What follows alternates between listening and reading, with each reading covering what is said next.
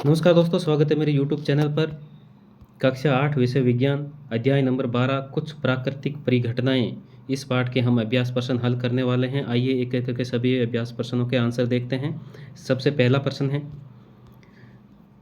1 तथा 2 में सही विकल्प का चयन कीजिए। यानी कि 2 प्रश्न है, पहला और दूसरा। इसमें सही विकल्प हमें छांटना है। तो पहला प्रश्न है, निम्नलिखित में से किस घर्षण द्वारा आसानी से आवेशित नहीं किया जा सकता? तो पहला हो जाएगा क प्लास्टिक का पैमाना, ख तांबे की छड़, ग फूला हुआ गुब्बारा, घ ऊनी वस्त्र। तो इसका आंसर हो जाएगा तांबे की छड़। जो तांबे की ख आंसर है वो सही हो जाएगा। प्रश्न दूसरा, जब कांच की छड़ को रेशम के कपड़े से रगड़ते हैं तो छड़ छड़ तथा कपड़ा दोनों धनावेशित अर्जित कर लेते हैं, धनावेशित हो जाती है तथा कपड़ा ऋणावेशित हो जाता है। और छड़ तथा कपड़ा दोनों ऋणावेशित अर्जित कर लेते हैं, या छड़ ऋणावेशित हो जाती है तथा कपड़ा धनावेशित हो जाता है। तो इसका सही आंसर हो जाएगा धनावेशित हो जाती है। यानी कि छड़ है वो धनावेशित हो जाती है तथा कपड़ा ऋणावेशित हो जाता है। नेक्स्ट है तीसरा प्रश्न, निम्नलिखित कथनों के सामने टी और एफ लिखिए। यानी कि गलत और सही हमें लिखना है। और एफ का मतलब हो जाएगा गलत, फाल्स, और टी का मतलब होता है ट्रू, यानी कि सही।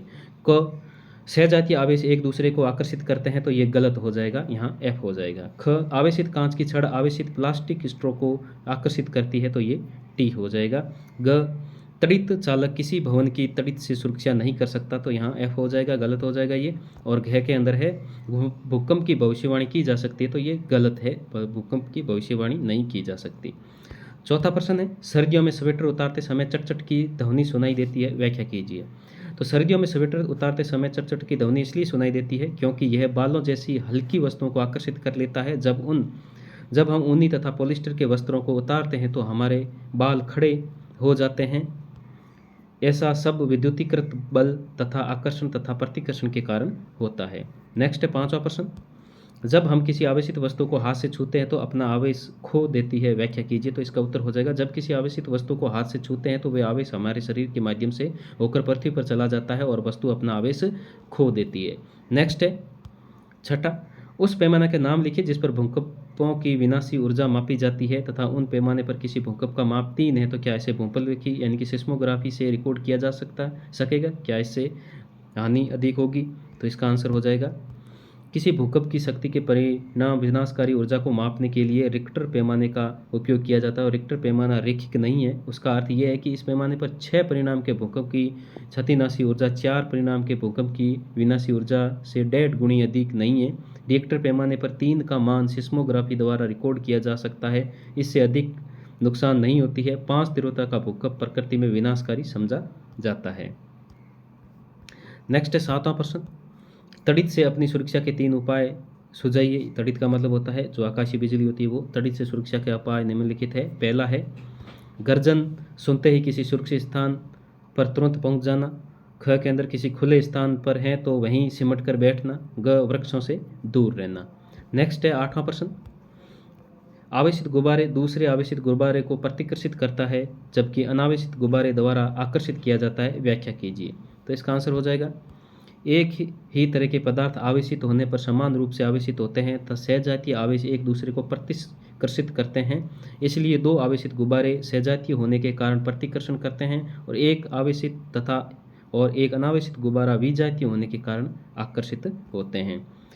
उसके बाद में 9वां क्वेश्चन है, चित्र की सहायता से किसी ऐसे उपकरण का वर्णन कीजिए जिसका उपयोग किसी आवेशित वस्तु की पहचान में होता है। तो इसका आंसर हो जाएगा, एल्यूमीनियम की पन्नी की पट्टियाँ पेपर क्लिप से होते हुए आवेशित रिफिल से आवेश प्राप्त करती है। समान आवेश वाली पट्टियाँ एक दूसरे को प्रतिकर्षित करती है तथा वे फैल जाती है। इस प्रकार की युक्ति का उपयोग यह परीक्षण करने के लिए किया जाता है कि कोई वस्तु आवेशित है अथवा नहीं। इस युक्ति को विद्युतदर्शी कहते हैं। नेक्स्ट है 10वां प्रश्न, भारत के उन 3 राज्यों यानी कि प्रदेशों की सूची बनाएं जहां भूकंपों के झटके अधिक संभावित है। तो 3 राज्य वे हैं जहां पर भूकंप अधिक आते हैं। पहला है राजस्थान, दूसरा गुजरात तथा भुज जिला, और चौथा है भारत के उत्तरी कश्मीर के उरी तथा गंगधार शहर। नेक्स्ट है 11वां प्रश्न, मान लीजिए आप घर के बाहर हैं तथा भूकंप के झटके लगते हैं तो आप अपने बचाव के लिए क्या क्या सावधानियां बरतेंगे? तो इसका आंसर हो जाएगा, यदि हम घर के बाहर हैं तो भवनों, वृक्षों तथा ऊपर जाती विद्युत लाइनों से दूर किसी खुले स्थान को खोजें तथा जमीन पर सिमट कर नीचे बैठें। यदि कोई किसी कार तथा बस में है तो बाहर न निकलें। ड्राइवर से कहें कि वह धीरे धीरे किसी खुले स्थान पर पहुंचे। यदि कोई ऐसे खुले क्षेत्र में है जहां कोई शरण स्थल नहीं है तो सभी वृक्षों से काफ़ी दूर रहें। नेक्स्ट है 12वां प्रश्न। मौसम विभाग की यह भविष्यवाणी करता है कि किसी निश्चित दिन तड़ित झंझा की संभावना है और मान लीजिए उस दिन आपको बाहर जाना है, तो क्या आप छतरी लेकर जाएंगे? व्याख्या कीजिए। तो यहाँ इसका आंसर हो जाएगा नहीं। निश्चित दिन जब तड़ित झंझा की संभावना हो तो छतरी नहीं ले जानी चाहिए, क्योंकि काले रंग की वस्तुएं तड़ित झंझा को आकर्षित करती है, जो हमारे लिए जानलेवा हो सकती है। तो दोस्तों ये था कक्षा 8 का अध्याय नंबर 12, विषय विज्ञान, कुछ प्राकृतिक परिघटनाएं, इसके अभ्यास प्रश्न तथा उसके उत्तर। आशा करता हूँ मेरा वीडियो आपको अच्छा लगा होगा। इसको लाइक शेयर सब्सक्राइब ज़रूर करें। धन्यवाद।